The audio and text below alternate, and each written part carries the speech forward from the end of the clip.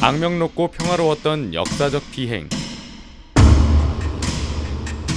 1987년 5월의 어느 날 오후, 세스나 172기가 평화롭게 비행을 하고 있습니다. 소련 영공 한복판이라는 점이 좀 특별한 점입니다. 무전을 꺼놓은 채 속편하게 비행하고 있지만 소련의 방공망은 당황하고 있었습니다. 저 비행기는 도대체 왜 소련 하늘에서 날고 있을까요? 조종사는 18세 서독 소년 마티아스 루스트입니다. 총 비행시간 50시간, 함부르크 비행클럽에서 조종을 배웠습니다. 한국에서는 담배도 못 살 나이의 이 소년이 어쩌다 소련 영공에서 비행하게 됐을까요? 7개월 전 1986년 10월 11일로 거슬러 갑시다. 전 세계인은 아이슬란드 수도 레이캬비크를 주목했습니다. 만날 일이 없을 것 같았던 미소 정상회담이 이루어졌기 때문이죠. 2018년 싱가포르에서 열린 북미 정상회담과 같은 기대감이 흘렀습니다. 레이건은 임기 초부터 소련에 대한 비판을 한 대소강경파였습니다. They are the focus of evil in the modern world. 1983년 칼기 격추 사건 이후 미소 관계는 더욱더 거칠어졌습니다. 1984년 대통령 선거에서 525대 13으로 압승한 레이건은 자신감을 가지고 무기 감축 협상을 시작했습니다. 80년대 초반 소련의 국방비 지출은 GDP의 20%에 가까웠습니다. 무기 감축은 소련에서 더 급한 문제였습니다. 소련은 강경파 안드로포프 이후 고령의 체르넨코를 거쳐 54세에 젊고 유연한 고르바초프가 서기장이 됐습니다.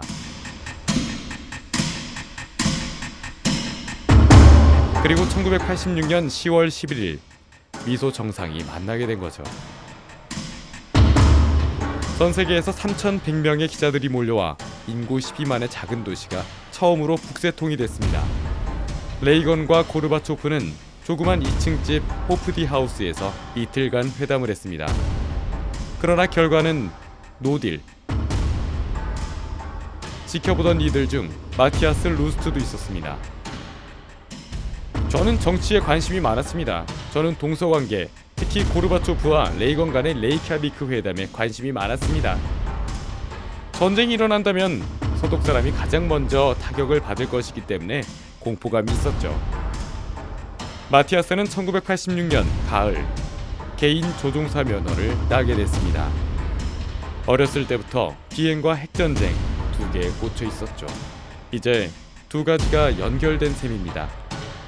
저는 그 비행기가 평화의 열쇠라는 걸 깨달았습니다. 동서간의 가상의 다리를 놓을 수 있을 거라 믿었습니다. 가족이나 친구들이 나를 막을 것이라고 확신했기 때문에 누구에게도 계획에 대해 말하지 않았습니다. 그 후에 일어날 일에 대해 깊이 생각하지 않았죠. 그곳에 도착해서 착륙하는 임무에만 몰입했습니다. 다 잘 될 거라고 믿었어요.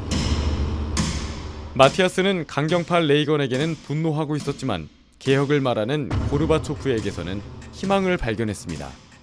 철의 장막을 통과해 모스크바에 도착한다면 고르바초프의 진심을 보여줄 수 있겠죠. 경비행기로 모스크바에 무사히 도착한다면 레이건도 소련을 악의 제국이라고는 하지 못하겠죠. And finally announces what can only be called the Korean airline massacre.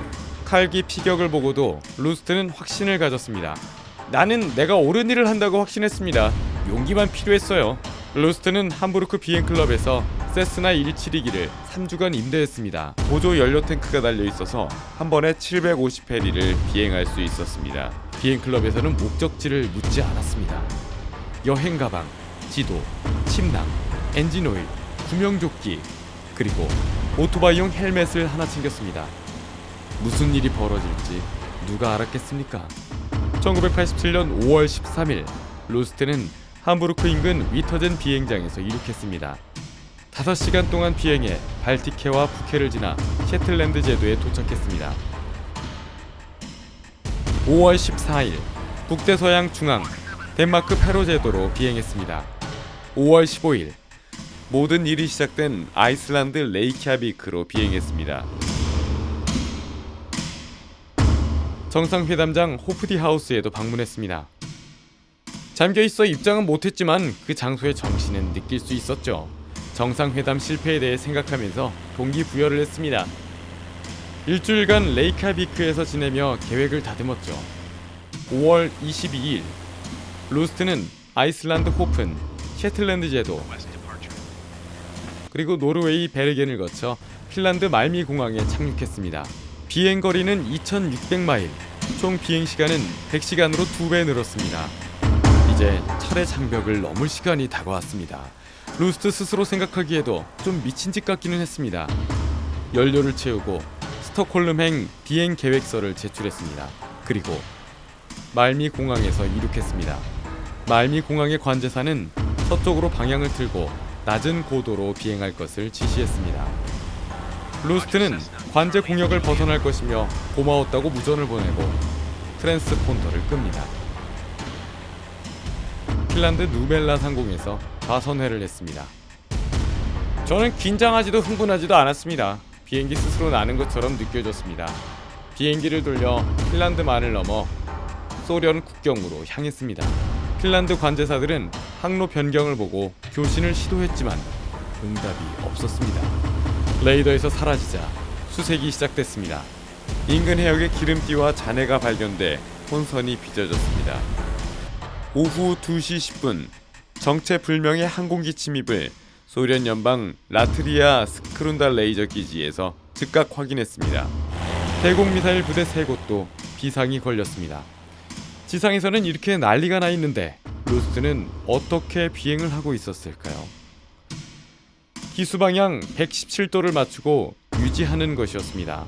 지금의 에스토니아 북부 코우틀라예르베를 거쳐 계속 비행했습니다. 이때쯤에는 헬멧을 꺼냈었습니다. 소련 관제사들은 항적을 계속 지켜봤습니다. 요격기 2대가 급히 날아가 살펴보고 보고합니다. 단발 엔진의 야크 12와 비슷한 항공기가 비행 중이다. 전투기 조종사들과 지휘관은 비행 허가 없이 방공망을 지날 것이라고는 상상하지 못했습니다. 높은 분들의 뜻이 있겠죠. 잠시 후 구름을 피해 하강을 하니 레이더에서 사라집니다. 난감하던 감시자들은 오히려 안도했을 겁니다. 구름이 사라지자 루스트는 다시 2,500피트로 상승했습니다. 새 구역의 새 지휘관이 또다시 요격기 2대를 보냈습니다. 루스트도 이번 요격기는 확인했습니다. 검은 그림자가 보였다가 사라졌습니다. 그리고 정면에서 날아오더니 바로 위에 있더군요. 심장이 매우 빠르게 뛰었습니다. 미그 23기였습니다. 마하 2로 비행하는 요격기가 세스나와 속도를 맞추기 위해 플랩을 모두 내리고 기어도 내린 채 아슬아슬하게 실속 속도를 피해 날았습니다. 사격을 하진 않았기에 내가 뭐 하는지 확인하려고 그러나 싶었죠. 유도를 하거나 강제 착륙을 시키는 일은 없었습니다. 어쩌면 강제 착륙을 시켰는데 루스트가 듣지 못한 것일 수도 있습니다. 소련기는 군사 채널로만 교신을 시도하다 결국 아무 말도 듣지 못했습니다. 1분 뒤 미그 23은 기어와 플랩을 올리고 순식간에 사라졌습니다. 미그기 조종사는 실속에 빠지지 않아 안도했을 겁니다. 꼬리날개의 독일기를 분명 확인했겠지만 어떻게 된 일인지 보고가 제대로 이루어지지 않았습니다. 오후 3시 소련 공군기 10대 정도가 이착륙 훈련하는 곳을 지났습니다. 소련 관제사는 트랜스폰더가 꺼진 채 날아가는 루스트를 보고 학생 조종사의 실수라고 판단했나 봅니다. 오후 4시 루스트는 쿠시노보를 지났습니다. 또 다른 방공부대의 또 다른 레이더병들이 루스트를 발견했습니다. 2대의 요격기가 또다시 날아왔습니다. 마침 구름이 낮게 깔려 있었기 때문에 구름을 통과해 확인하는 것이 너무 위험했습니다. 잠시 뒤 또 다른 레이더에 목격됐습니다. 레이더병은 때마침 수색구조 작전을 하고 있던 헬리콥터라고 판단했습니다. 이제 레닌그라드 공역을 지나 모스크바 공역으로 진입합니다. 레닌그라드에서는 별다른 경고를 하지 않았습니다. 저는 평화롭게 비행했습니다. 차분하고 질서가 있었습니다. 소련 방공망은 핵폭탄을 실은 미군 폭격기에 맞춰 철통같이 구성됐지만 경비행기 침투에는 아무 소용이 없었던 겁니다. 오후 6시 루스트는 모스크바 외곽을 지났습니다. 소련 측도 뭔가 심하게 잘못된 걸 어렴풋이 깨달았지만 행동을 취하기엔 너무 늦어버렸습니다.